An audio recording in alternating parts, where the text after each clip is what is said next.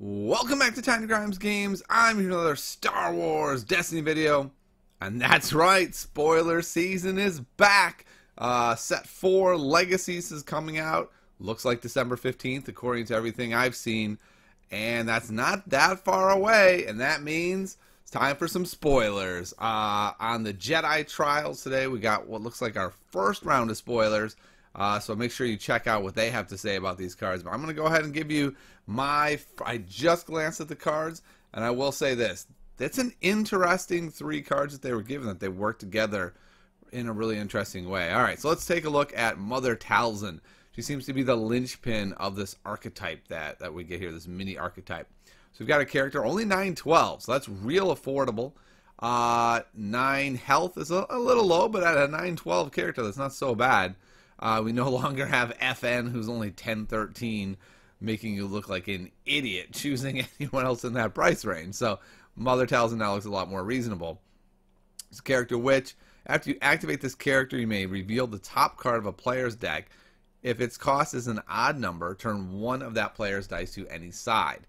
So in a vacuum, this card looks pretty blah, like it's a random shot at it. You're only turning a die. Who really cares? But we've already seen there's a number of ways to peek at decks, and then within this set of spoilers, there's other way to peek at the top card of the deck. So if you can set this up so it works every time, now it's a lot more interesting. So now you're thinking like, okay, if I can peek at the player's deck and guess right, what all can I do with that? To me, the less exciting version is to be like, all right, I'm going to look at my opponent's deck, see that they have an odd number. Boom, I'm going to turn that die to a blank because I can just reroll, right? So it's not that exciting to me unless you can do it in the perfect spot. I feel like it's more exciting to do it to your own dice in an aggressive manner, and that is kind of exciting. And paired with the fact that her die isn't bad for 912. A 1, a 2, a focus, a mill, and a resource, like those are kind of the best sides you could have. The only thing you might want is more damage, but that would be pretty darn greedy out of a 912. Remember, that's no longer Phasma's price. She's no longer 913, now she's 1014. So that is still the issue, right? That if you want to compete with just like straight damage, Talzin still has to deal with that. So I think you need to do some sort of high rolling deck where you have like some cards, some cards with really big sides on them that you're able to just flip to and then take advantage of. I think that's the deck where she's going to be the best in. Maybe that's some sort of vehicle deck where you can, roll out that vehicle and then boom, flip it to its, 4 damage side and just wreck them. That could be really strong. We'll have to see if there's some other high rolling kind of cards. Maybe there'll be some weapon that's like 3 blanks but has a 3 side on it, and Talzin can really take advantage of that possibility. And she has that focus already, so it's like she's got the focus on her die. She has potentially a focus ability. Like, that could be really interesting. And that's where I'm going right now, is interesting. I have a hard time believing that this would be like a dominant archetype, but it's really interesting, and I like that a lot. I like interesting archetypes. The card that really goes well with her is going to be Crystal Ball. So after you activate attached character, you may look at the top card of a deck. So you're going to know, right? This is a great way to know what that card is. Let's say you want to do it to yourself. You want to know. You look at your top card. Oh, it's an even. Well, I guess I'm going to do it to the opponent then. Why not?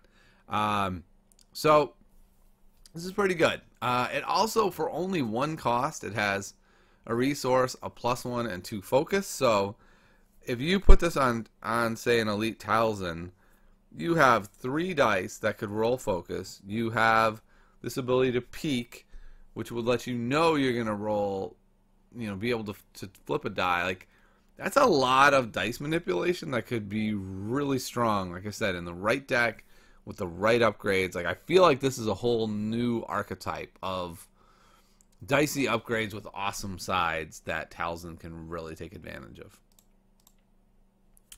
And Coven is also pretty interesting. After character die rolls a blank, you may exhaust the support to reveal the top of a deck. If its cost is an odd number, deal 1 damage to that character. So That's kind of cool. What's rough about it is I feel like one cost to do this is a lot. Like, this feels like a zero cost thing. Like, it's not a lot of damage. It's not a guarantee. It has to be a character dice. There's only so many character dice. So I feel like this card is going to be pretty unplayable. In that archetype, maybe not, right? This is what's going to be interesting about the archetype, is I think you're going to need cards that manipulate the decks to make this really function well.